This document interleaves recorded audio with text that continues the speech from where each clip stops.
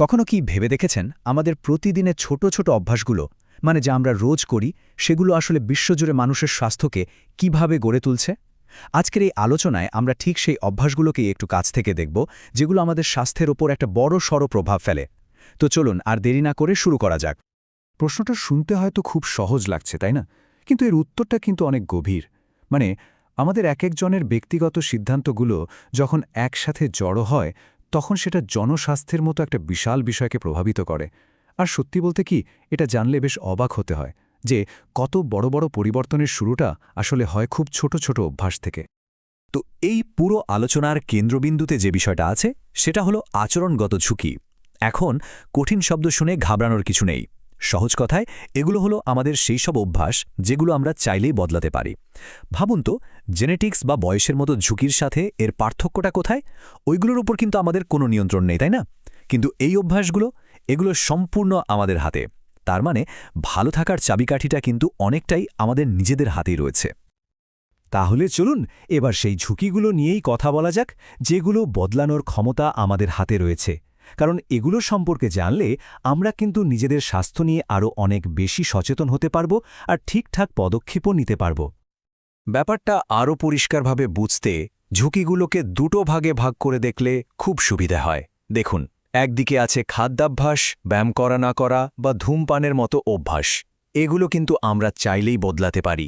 আর অন্যদিকে আছে বয়স, জেনেটিক্স বা পারিবারিক রোগের ইতিহাসের মতো বিষয়, যেগুলো সত্যি বলতে আমাদের নিয়ন্ত্রণের বাইরে। এখান থেকেই বোঝা যায় স্বাস্থ্যকর জীবনযাপনের চাবিকাঠিটা আসলে আমাদের হাতেই। আচ্ছা, এবার আসা যাক সেই 10টা প্রধান আচরণগত ঝুঁকির কথায় যেগুলো বিশ্ব স্বাস্থ্য সংস্থা চিহ্নিত করেছে। এগুলোর প্রত্যেকটাই কিন্তু আমাদের স্বাস্থ্যের উপর সরাসরি ডিরেক্টলি প্রভাব ফেলে। এই তালিকার একদম শুরুতেই আছে তামাক আর অ্যালকোহলের ব্যবহার। দেখুন, ধূমপান যে সরাসরি ফুসফুসের ক্যান্সার আর হার্টের রোগের ঝুঁকি বাড়ায়, এটা আমরা সবাই কম বেশি জানি। আর অন্যদিকে অতিরিক্ত অ্যালকোহল সেবন কিন্তু লিভারকে মারাত্মকভাবে ড্যামেজ করে। শুধু তাই না, এটা মানসিক স্বাস্থ্যের অনেক ক্ষতি করে। এর ঠিক পরে আসে দুটো খুব পরিচিত সমস্যা: অস্বাস্থ্যকর খাবারদাবার আর শরীরচর্চার অভাব। ভাবুন তো, একদিকে অতিরিক্ত চিনি আর ফ্যাটযুক্ত খাবার, আর তার সাথে যদি যোগ হয় সারাদিন বসে থাকার অভ্যাস, তাহলে কি হবে? স্থূলতা বা ওবেসিটি আর ডায়াবেটিসের মতো রোগের ঝুঁকি যে কয়েক গুণ বেড়ে যাবে, সেটাই তো স্বাভাবিক। এরপর এমন দুটো বিষয়ের কথা বলবো যেগুলোকে আমরা প্রায় পাত্তা দিই না, কিন্তু এগুলো সাংঘাতিক গুরুত্বপূর্ণ। একটা হলো ঘুম আর একটা মানসিক চাপ বা স্ট্রেস। ঠিকমতো ঘুম না হলে বা দীর্ঘদিন ধরে স্ট্রেসে থাকলে শুধু যে আমাদের ব্রেনের কাজ করার ক্ষমতা কমে যায় তা নয়, আমাদের শরীরের রোগ প্রতিরোধ ক্ষমতা ইমিউন সিস্টেমও কিন্তু দুর্বল হয়ে পড়ে। আর এর ফল শরীর খুব সহজেই নানা রকম রোগের শিকার হয়। এর পরের দুটো ঝুঁকিও খুবই মারাত্মক: অনিরাপদ যৌন আচরণ এবং মাদকের ব্যবহার। এগুলোর পরিণতি কিন্তু ভয়ঙ্কর হতে পারে।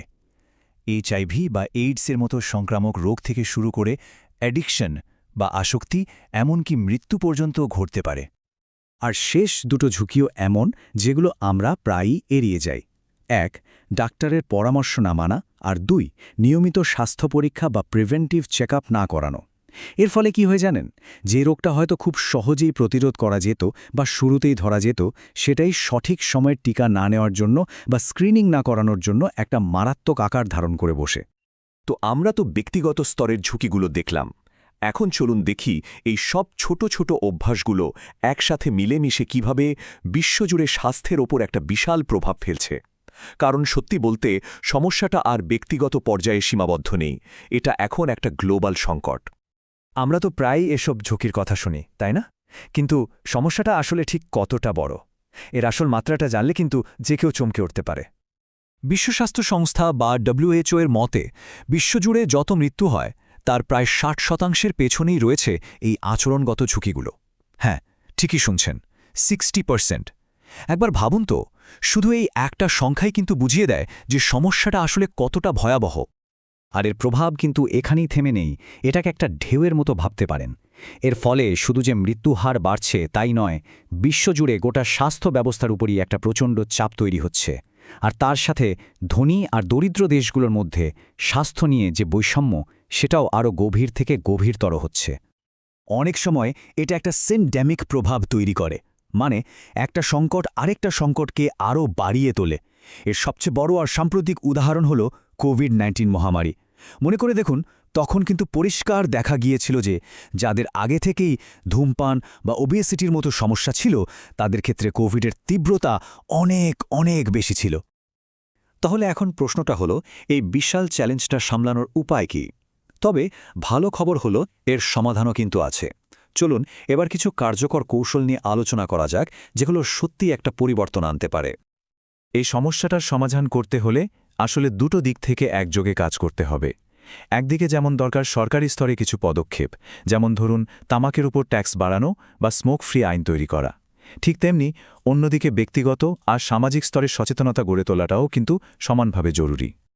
ব্যক্তিগত পর্যায়ে পরিবর্তনের জন্য স্মার্ট গোল বা লক্ষ্য ঠিক করাটা কিন্তু একটা দারুণ কার্যকর কৌশল।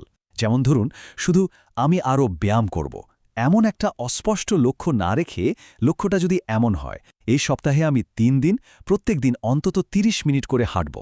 খেয়াল করে দেখুন, এই লক্ষ্যটা কিন্তু অনেক বেশি নির্দিষ্ট, মাপা সম্ভব এবং অর্জনযোগ্য বটে।